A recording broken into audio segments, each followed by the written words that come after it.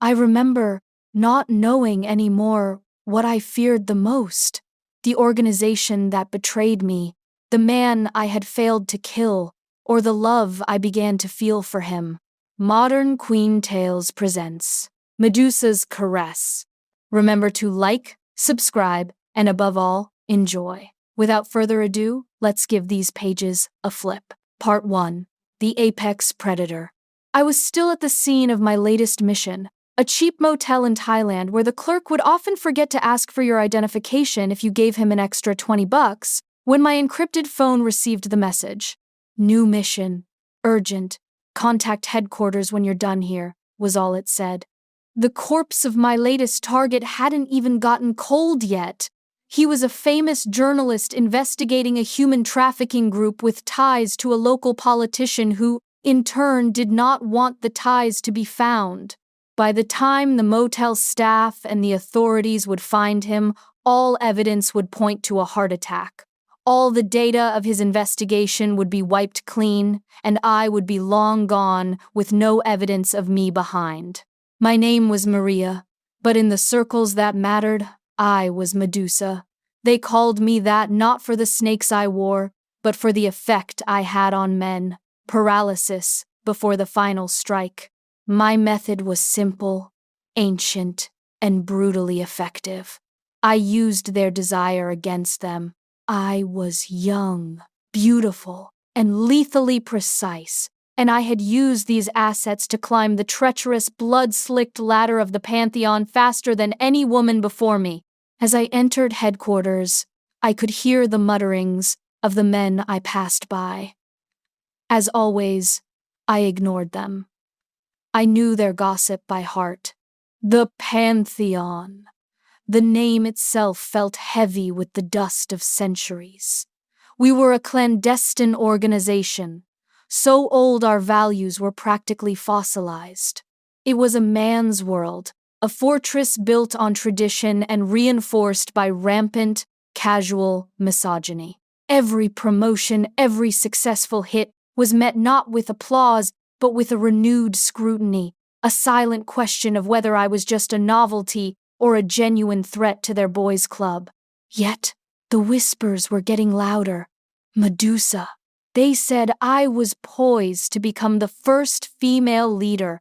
The thought of shattering that glass ceiling, soaked as it was in the blood of my enemies and my own ambition, was the only thing that kept me truly warm at night. Then came the assignment that felt less like a mission and more like a punishment. The briefing was concise, delivered in a sterile, windowless room in Athens by a man whose face was as forgettable as his rank. The target, Marcos, a bastard son. His father, the former head of the notorious Luna Negra cartel, was already dead, taken out by the client. The client, the new cartel leader, saw Marcos, the last loose thread, as a symbolic kill, a warning sign etched in blood for anyone contemplating retirement. Marcos, they said, had been a monster, a vicious cartel soldier, known as La Bestia, the Beast, for his gruesome, brutal killing methods. Then, one day, he experienced a sudden burst of conscience, traded his arsenal for anonymity, and disappeared. He'd resurfaced in the most unlikely of places, a remote, forgotten town deep in the Amazonian rainforest, his mother's hometown. Go, use your gift, make it quick, bring back proof, the man ordered, his eyes never leaving the tablet, avoiding the intensity of mine. They always did. I left the next morning, trading the stone elegance of the Mediterranean for a suffocating humidity that tasted like damp earth and thick green things. The flight, the jeep, the final, harrowing boat ride, it was all a blur of logistical hell. My arrival in that provincial tropical town was a study in jarring contrast. I stepped out of the hired vehicle and onto red, muddy earth. I wore an expensive, sensual, and elegant, yet practical business suit that showed a woman that was both highly materialistic, yet experienced with journeys such as this. My alias, Isabella Romano, represented a foreign corporation scouting locations for humanitarian aid, a public relations move before a major corporate expansion. Who would suspect a ruthless assassin was hiding behind a donation ledger and a nervous smile? The local skepticism about a well-dressed woman wanting to give away money was easily brushed aside. The rich were eccentric, after all. The hunt began. Part 2. The Hermit's Glimpse. My investigation reports had described Marcos as a ghost. He was apparently well regarded, a fact that jarred with his known history, but rarely seen. He'd arrived and funded the town's only school out of his own pocket, as well as helped several of the local small businesses on the mere grounds that the owners had known his mother back in the day. Strange expenditures for a former cartel enforcer. Now, he lived like a local hermit, in a sturdy though unimpressive shack, perched high on the mountain, commanding a perfect, unbroken view of that school. His days were supposedly spent engaging in random, relaxing hobbies, or simply doing repair work for the institution he had created. My research would have gone even smoother, had useless memories not been getting in the way. Even though the landscapes and the people were nothing alike, I couldn't help but remember my own hometown. A rural slum in a remote part of Greece, in far worse conditions than this place. No schools, no businesses, no hopes. My own parents, whose face I can't even remember by now, gave me away to an orphanage secretly owned by the Pantheon, claiming that it would lead to a better life for me. Many things did indeed improve, but I could not help myself from wondering, what would my life have been like if, same as this place, some mysterious former townie had come back from nowhere and given the place just a small little boost to keep itself afloat? Casting old flashbacks aside, I found him easily my target, thanks to the perfect vantage point I'd secured from the only two-story structure in town. A decaying former mission house I had claimed as my temporary base. I watched him for 2 days. He was in the school patio, wrestling with a broken wooden desk. He didn't look impressive at all. He wore threadbare jeans, an old faded t-shirt, and was drenched in sweat. He was attractive, certainly, with the kind of sun-kissed, rugged handsomeness that bespoke physical labor, but his movements were slow, almost heavy. He was lethargic, bored, perhaps even depressed. A man running from his past, trying to carve out a quiet, meaningless future. I felt a pang of disappointment. This was the man they feared? This was the monster who warranted a leader's contract? This would be too easy. My contempt for the Pantheon's paranoia grew, but I focused on the task. I needed to get close. I needed his guard down. I needed intimacy. I smoothed my suit, adjusted the subtle weight of the ceramic blade tucked into my waistband, and approached him. "Excuse me," I said, my voice pitched to sound polite, professional, and slightly breathless from the effort of crossing the uneven ground in my heels. "Are you the owner?" "I represent a foreign philanthropic fund. I'm here to discuss a grant for this school." He stopped hammering and straightened up slowly, almost reluctantly, like a creature dragged from hibernation. His eyes, the color of wet earth, finally met mine. For a flicker, no more than the snap of a camera shutter, the lethargy vanished. There was a razor-sharp intelligence there, a hard, cold flash of suspicion that made the hairs on my arms rise. It was the look of a predator, assessing a threat. It was gone instantly, replaced by the same laid-back indifference. "I'm just the handyman," he replied, his voice a low, gravelly rumble that suggested a life of screaming orders over gunfire, not fixing furniture. "You'll need to talk to the principal. Her office is in the main building." He didn't invite me to wait. He didn't ask for a card. He didn't even acknowledge the flirtatious angle I had deliberately introduced with my posture and tone. He simply picked up his hammer, turned his back to me, and went back to work, dismissed. I felt a rare, stinging frustration. Medusa had just been treated like a filing clerk.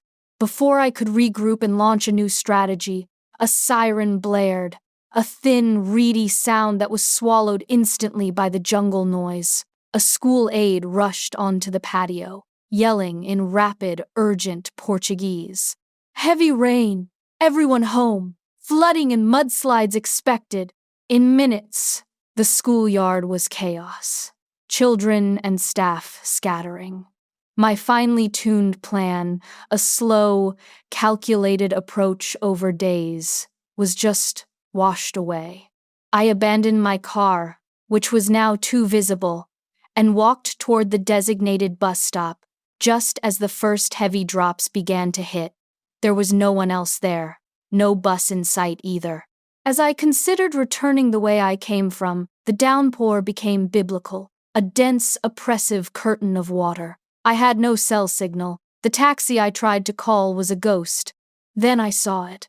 The low-lying water at my feet turned suddenly opaque, a flowing, muddy brown. Before I could process the danger, the level rose sharply, swirling around my ankles. My only option was to scramble onto the concrete benches of the bus stop, sacrificing my expensive suit to the mud.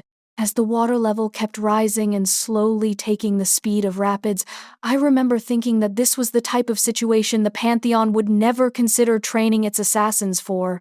An act of God. The water level and speed did not slow. It accelerated, carrying debris, branches, junk, red earth, turning into a raging, terrifying mudslide. The flimsy shelter of the bus stop seats offered no true safety. I was trapped, about to be dragged into the surging, churning flow. I am Medusa. I can't die, drowning in mud. Just as I prepared to launch myself onto the nearest intact wall, a sound cut through the deluge, a roaring engine, thick and guttural. A large, old, beat-up truck, painted a cheerful, incongruous blue, skidded to a stop right beside the bench. Marcos was at the wheel. His expression was not lethargic now. It was focused, sharp, and intensely alert. "Get in!" he yelled over the storm's roar. His doors were closed, the only thing preventing the muddy waters from flooding his vehicle as well. No room for hesitation. I dove, head first, through the passenger door window and into the truck. I felt the edge of the car window scratch my uncovered shins, but the adrenaline of the moment made me ignore the pain without issue. Part 3. The Intimate Opportunity. The ride was a baptism of mud and terror. He didn't have time to wait for me to find the seatbelt, or rather, to realize that there were, in fact, no seatbelts. He slammed the accelerator. The truck fought the rapid current like a drunken, belligerent beast. It rocked violently, sending me slamming against the passenger door, then the dashboard. Marcos reacted instinctively. With a hand steering the wheel, his free arm came around me, pulling me hard against his side. His grip was steel, uncompromising. I tried to protest, to pull back and regain my composure, but the car gave a sudden, sickening lurch that threw me entirely off my seat.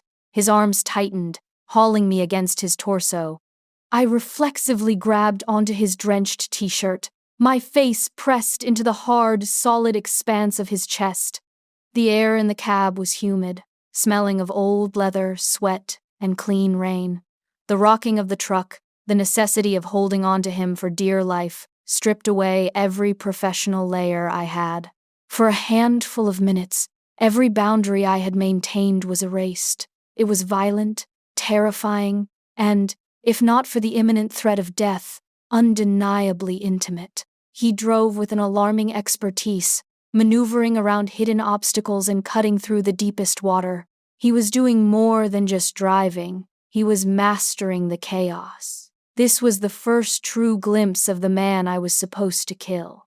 We arrived at his house, the unimpressive shack on the hill, a small, solid structure built high on stilts.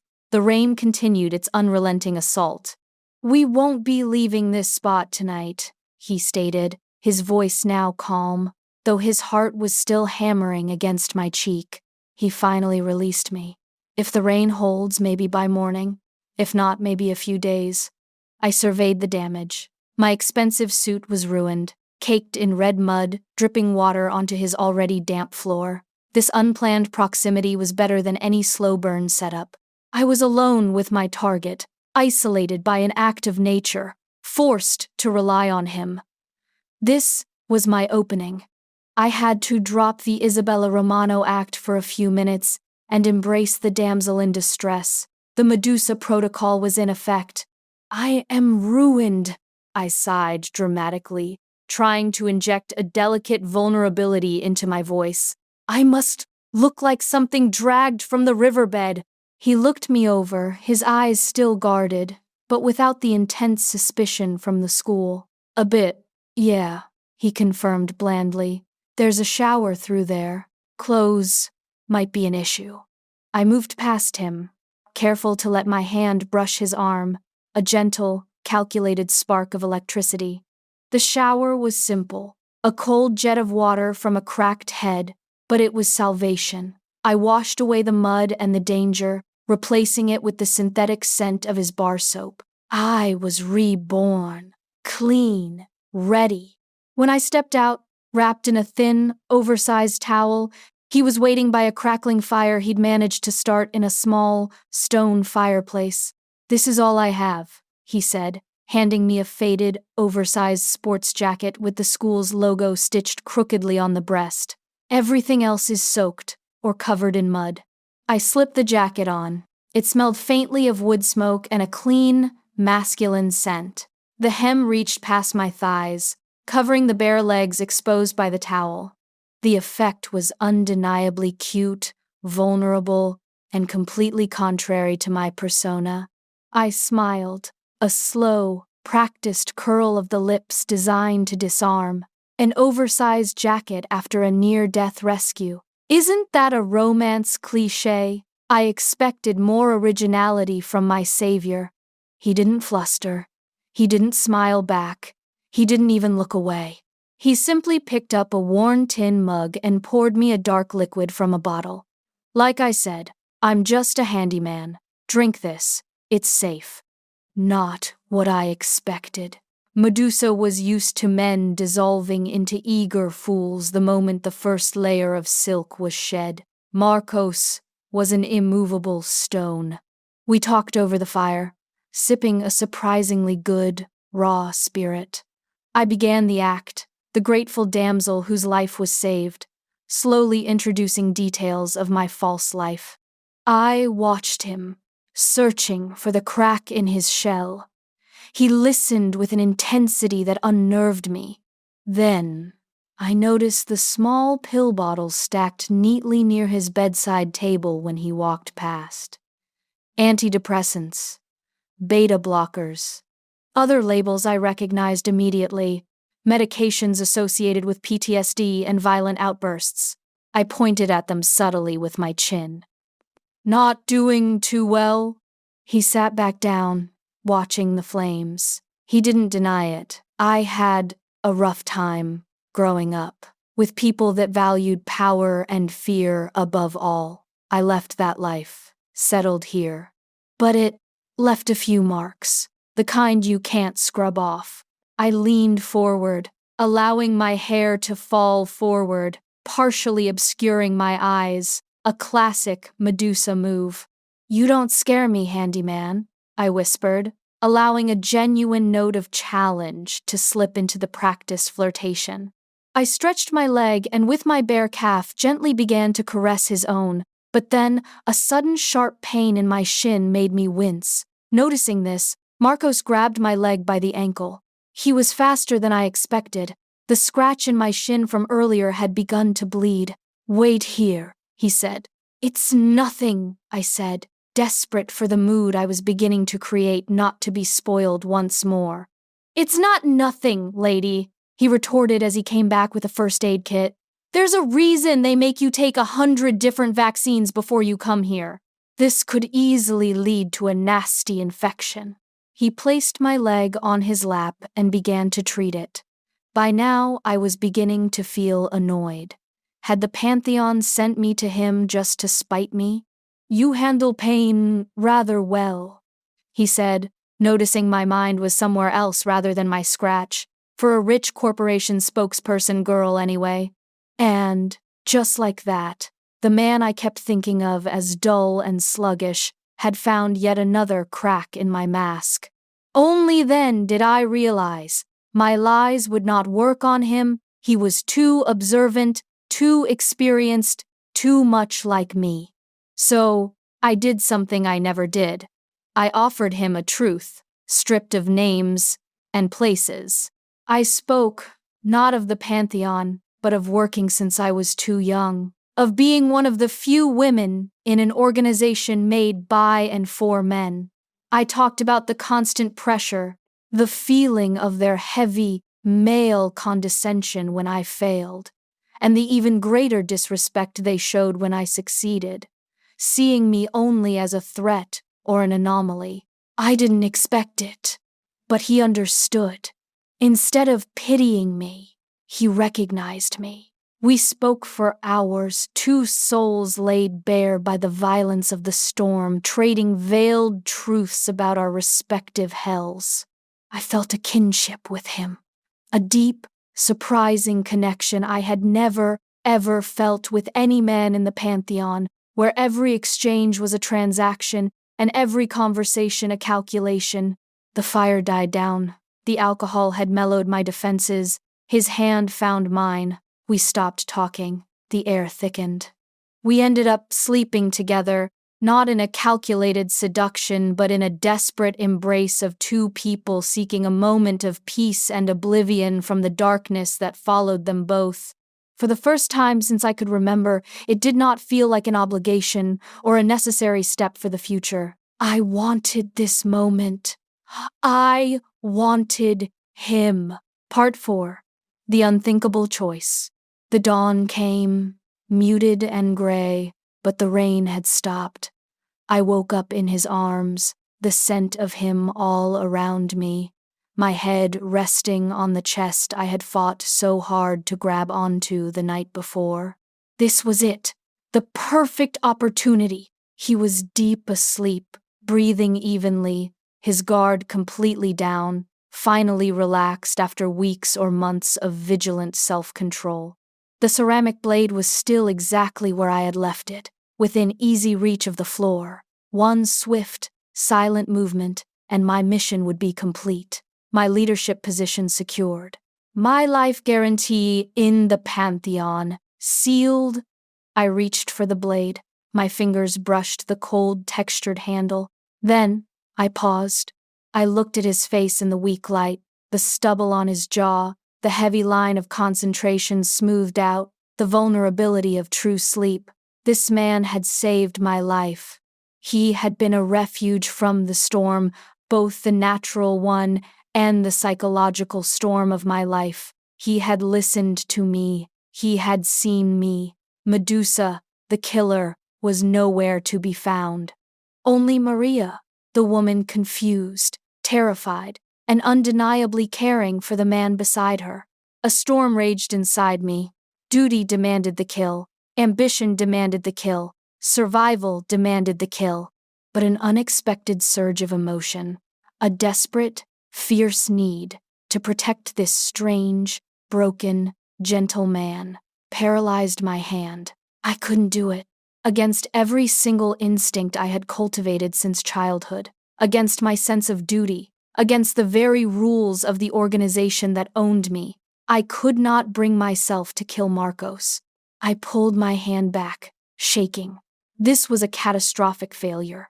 I was compromised. I slipped out of bed, dressed quickly in the slightly damp, still muddy remnants of my suit, and left the oversized jacket, my only comfortable piece of clothing, on the pillow beside him. I fled his shack without a backward glance, running on the slick red mud, fueled by fear and a confusing, shameful elation. It was a one-night stand that had cost me my life. Back in my sterile, lonely hotel room, the debate was agonizing. I was a professional. I was a legend. I was a failure. The Pantheon didn't tolerate failure. especially not for sentimentality. I knew the consequences of not fulfilling a mission. Death. My phone rang, startling me so badly I dropped it on the bed. It was an encrypted line, a clipped, familiar voice. Medusa, time and place. We need to talk. My heart hammered against my ribs, but the tone was purely professional. They knew something was wrong, but they weren't sending an immediate retrieval team. I still had time. I still had a shot at explaining, or, more accurately, fighting. I agreed to the rendezvous. Part 5. The Trap. The meeting was set for an abandoned skeletal concrete house on the outskirts of the town, a monument to a failed construction project. The sun was hot now, burning off the last of the rain's steam. As I entered the echoing empty space, I saw him, Victor, codename Heracles, a fellow assassin, same rank, and my primary competitor for the leadership spot. He stood in the gloom, impeccably dressed, a smirk twisting his lips. "Maria?" he greeted me, his voice oily with false camaraderie. "How was the Amazon? Looks like you had a rough trip." Before I could even formulate a question about the mission, about my delay, or about the nature of this talk, he moved. It wasn't a warning, it was an attack. Victor had made his move. He and his sympathizers didn't want a woman leading the Pantheon. They had cut a deal with the client, the cartel leader. They would join forces to eliminate both the competition me and the target, Marcos, in one bloody, efficient sweep. Victor himself was gone immediately, retreating into the deeper shadows. He wasn't going to get his hands dirty with the first wave. 2 lower-ranked Pantheon assassins detached themselves from the darkness and lunged. They were good, trained, but predictable. I was Medusa. I sidestepped the first man's blade and drove my elbow up beneath his jaw. The second man came at me with a stiletto. I parried with my forearm, the ceramic blade from my waistband flashing out, drawing a thin, perfect line across his carotid artery. He dropped silently. Easy enough. My adrenaline spiked. I was back in my element. Then, 2 more figures appeared, in rough-spun shirts and worn tactical vests. Cartel members. Rather than wielding knives, they carried firearms. Ugly, practical automatic rifles. The odds tilted catastrophically. I took cover behind a broken pillar, hearing the sharp crack of rounds hitting the concrete. I rolled out, kicked the knee of the remaining Pantheon assassin, breaking his balance, and slammed the flat of his own knife into his temple. 3 down, 2 gunmen left. I was fast, but they had range and superior firepower. I was caught in a brutal crossfire. A bullet grazed my shoulder, burning hot. I dropped, panting, pain radiating up my arm. I was cornered, helpless, watching the 2 men advance, their faces grim and devoid of mercy. I was about to die, not by a legendary rival, but by 2 anonymous cartel thugs. My end would be ignominious. I closed my eyes, accepting the inevitable. Thwack, thwack. 2 silent, sickening sounds. I opened my eyes, disbelieving. The 2 cartel men stood frozen, their rifles dropping harmlessly to the mud-caked floor. Embedded deep in the center of one man's eye, and in the exact same spot in the other man's, were 2 crude, wooden arrows. They fell instantly, their expressions locked in surprise. Then, 2 more men I never even noticed fell to the ground from the platform above me, dead before the thud of their bodies landing. What followed was a concert of pain and death. Both cartel and Pantheon men began by shouting frantic orders. Then came the gunshots and muzzle flashes, occasionally accompanied screams of pain and horror. For every scream, the gunfire sound became smaller and smaller. When I assassinated someone, I made sure to be clean, effective, and silent. I left no trace behind, no evidence. This was the complete opposite. Every death was loud, messy, torturously painful to hear. This killer wanted each victim to scream, to suffer. He wanted his opponents to hear their partners die a horrible death and dread the fact that they'd join them soon. The final scream ended with the gurgling, hoarse sound of I can only imagine was a man choking in his own blood. Then silence. Seconds later, a figure stepped out of the shadows. He was holding a large, handmade bow and a blood-drenched hunting knife. It was Marcus. But this was not the lethargic handyman. The medication fog was gone. He looked completely different. His shoulders were tense, his body coiled and ready, radiating a raw, terrifying energy. His eyes were wide, dark, and burning with a focused, visceral rage, a lethal kind of madness. The man I had slept with was a ghost. This man was the monster I had been sent to kill. For the first time since I was a child, a genuine, cold knot of fear tightened in my stomach. I understood then. I understood the fear of the cartel leader, who had seen this look and this efficiency before. Marcos looked like a raging, murderous lunatic unleashed. He was the most dangerous man I had ever encountered. Our interaction was brutally tense. He didn't speak a word, only lowered the bow slightly, confirming that he could and would kill me instantly if I moved. He knew. He must have known or suspected me from the moment I mentioned the grant. He must have followed me. My training kicked in. Fight was suicide. I chose strategy. I fought to steady my breath, pressing my hand against my throbbing shoulder. "They're not done," I managed, my voice hoarse. "Victor, Heracles, he's behind this. He cut a deal with your old boss. They want us both. This was a trap for me, and a distraction for you." I stood up slowly, deliberately turning my uninjured side to him, exposing my vulnerability. "I failed my mission. I couldn't kill you. They'll kill me now. I offer you an alliance. We're in this together, whether you like it or not." His eyes searched mine, looking past the wound, past the mud, past Medusa, searching for the terrified woman who had held him the night before. His silence was deafening, terrifying. Then he made a decision. He nodded curtly, a twitch of his lips the only sign of agreement. He motioned with his chin toward the back of the deserted building. "Move." Part 6. Siege Mentality. He took me back to the one place he had claimed as his own, the school. It was Saturday, blessedly empty, silent, and solid. The school was not just a building, it was his fortress. He slammed the main doors shut, bolting them with heavy chains I hadn't noticed before, and began to work with a frightening efficiency. "You're bleeding," he stated, his voice a flat, dead monotone, devoid of the gentle rumble I remembered. He led me to the janitor's closet. Inside, amid buckets and mops, was a pristine first aid kit. He sat me on a low bench and began cleaning my shoulder wound.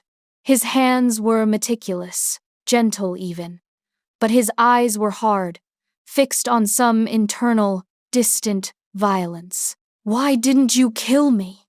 he asked, not looking up from the antiseptic. I flinched. The question was a low blow. "I don't know," I lied, which was also the truth. "You saved my life, and I found myself more comfortable with you than with the men who own me." He wrapped the bandage tightly, the pressure feeling strangely comforting. "Don't get comfortable, Medusa," he replied, his eyes finally meeting mine. "The man you slept with is a crutch. This one kills for sport." "Good," I said, meeting his gaze, letting the Medusa persona snap back into place. "Because that's the kind of man we need right now." We spent the next 20 minutes barricading the school, turning a place of learning into a death trap. He used construction tools, long metal poles, heavy workbenches, and even school supplies. Desks were turned on their sides, forming impromptu shields. Chalk dust was spread on the floor, ready to betray footsteps. He knew this place intimately, and his mind was a whirlwind of deadly tactical geometry.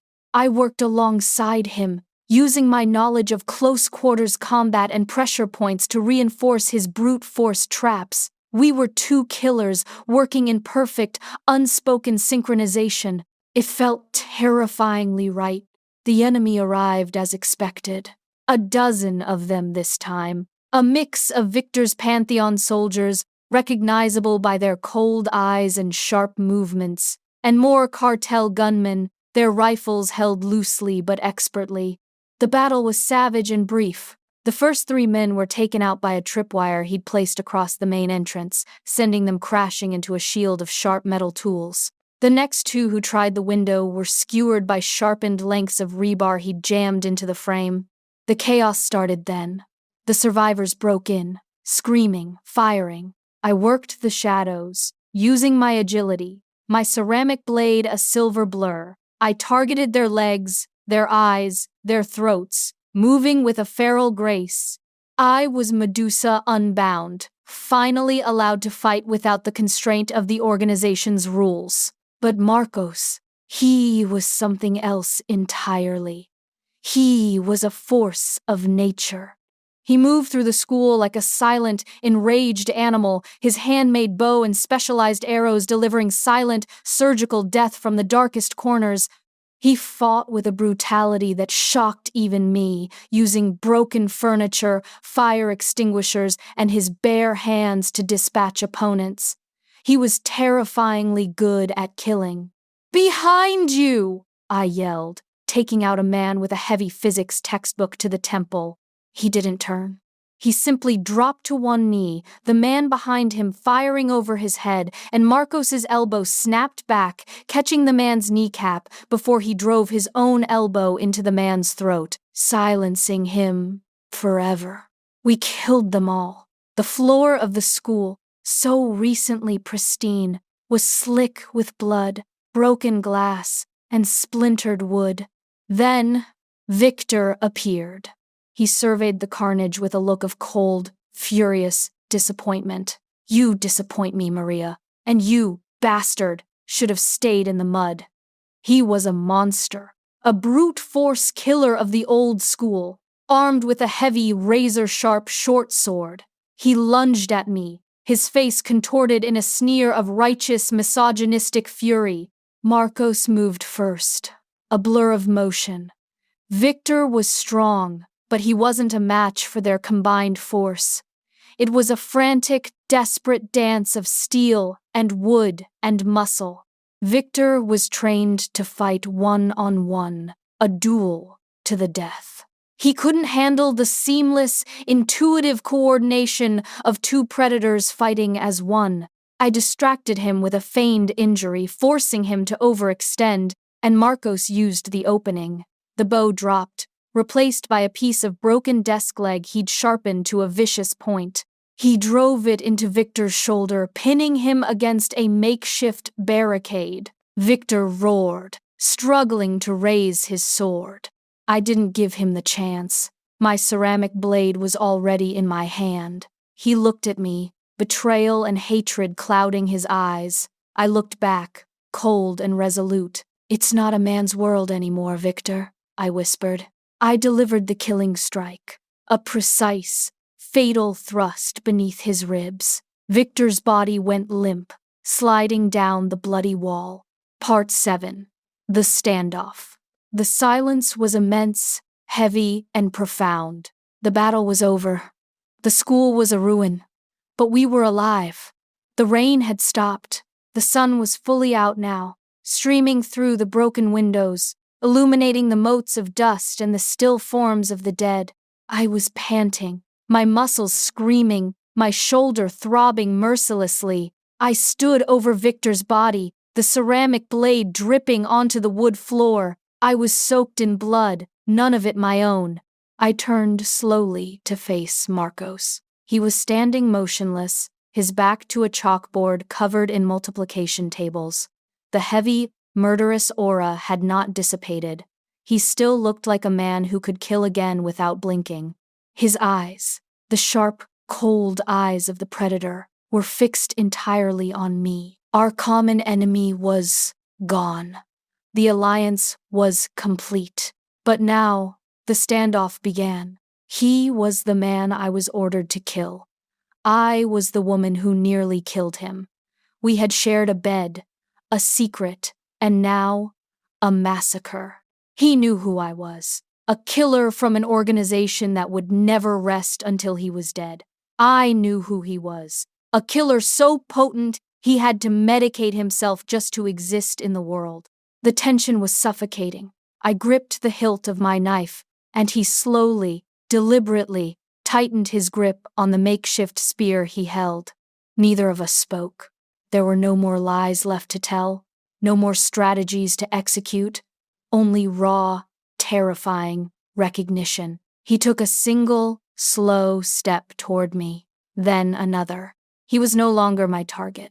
He was no longer my savior. He was only the reflection of my own impossible, bloody soul. Enemy or ally? The question hung in the silence, heavy as the jungle air. The rest was a blank page. Epilogue. The response to the message. It was night. Ignacio El Cuervo Cuevas sat in front of his desk in the master bedroom of his luxurious mansion. This residence was one of the many perks that came after he took over the Luna Negra cartel. He had prepared for years to make his move, conspiring, whispering, bribing every disgruntled member, every civilian who had once been slighted and wanted revenge, but was too scared to act against the most powerful and feared man in Serenada, Mexico.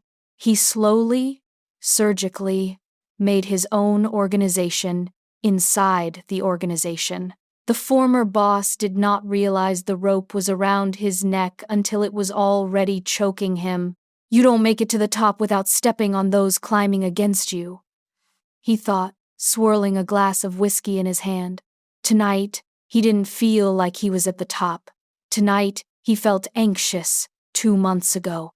That's when he had made the decision that had left him this way. His inner circle had told him not to go after the former boss's son, that there was no love between them, that he'd have no interest in avenging his father. He didn't care. It was never about prevention. It was about sending a message. He hired the Pantheon because they worked for the most exclusive, powerful clients in the world.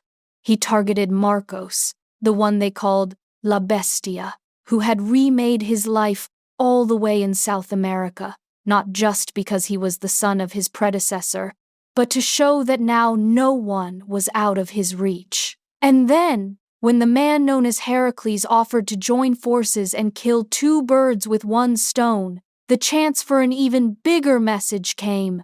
I had power. Now I have powerful allies. But his powerful allies were now silent. Had things gone wrong? Had he been lied to? Heracles had failed to confirm his success at the appointed date. When he tried to contact the Pantheon higher-ups, they went silent, and the rumor began to spread that they were getting ready for some kind of retaliation. Then the sightings began. A bus stop in Peru, an airport in Honduras, a couple that should be dead yet kept getting closer to Serenada. Ignacio took his radio. Roberto, have you had any news from the team we sent abroad to investigate? Over. There was no answer. Roberto, over. Nothing. Only static. He finally lost his patience. He threw his radio at the wall, breaking it, then stormed out of his room, yelling every swear word and vulgarity that ever existed in Spanish, but then stopped when a single thought crept over him. When has the mansion ever been this silent? He took out his pistol, then slowly walked towards the stair that led to the first-floor entrance, carefully looking around him for any surprise attack. He felt his feet collide with something soft and looked down. It was Roberto, his right-hand man, and 2 of the security guards. They were dead. The fear and agony of their deaths clear on their faces. He moved in the opposite direction. "You think you can scare me?" he yelled. "A capo like me sees more corpses than that during lunch." The posturing, however, was ruined by the slight tremble on his gun hand. He rapidly walked towards the surveillance room. One look at the cameras, and he'd know where to go. One command on the intercoms, and his men would sweep the entire area to find whoever dared mess with him. He entered the surveillance room, and all his hopes left him in an instant. The surveillance equipment had been destroyed. The men in charge of watching over it, all dead. This time he ran, frantically, no longer caring to hide his fear, towards the service entrance, where a backup vehicle was hidden nearby in case he ever needed to escape. He reached the handle of the door. It was jammed. He aimed at the lock. Bang! He left the house, desperately looking at his surroundings. Only the moonlight gave some kind of visibility. He thought he saw something moving out of the corner of his eye. Bang! Bang! Bang! Before he could check what he had shot at, a sharp, piercing pain hit his hand. He looked, and the arrow was now sticking through his wrist. His fingers were not moving. The tendons had been cut. He tried grabbing the gun with his other hand, but then his legs felt new, even worse jolts of sudden pain. He fell to the ground and saw that there were 2 knives sticking out of his calves. The gun was on the ground. He tried to reach it with his remaining good hand, but a foot stepped on his arm. A woman's foot. He looked up. He recognized the woman from the photo Heracles had shown him when discussing their temporary alliance. She was supposed to be dead. "This is it, babe," said Medusa, a mocking smirk in her beautiful face. "This is the man who took over your father's empire?" Then, another dead person came into his line of view. "Marcos. Let's hope your former bosses are less of a disappointment," he replied. Ignacio Cuevas knew at that moment that he was doomed. The messages had been sent, loud and clear, just like he wanted. But it never occurred to him that he would get a response. The end. If you enjoyed this quick escape, hit the subscribe button for new stories twice a week. Until then, I'll see you at the next flip of the pages.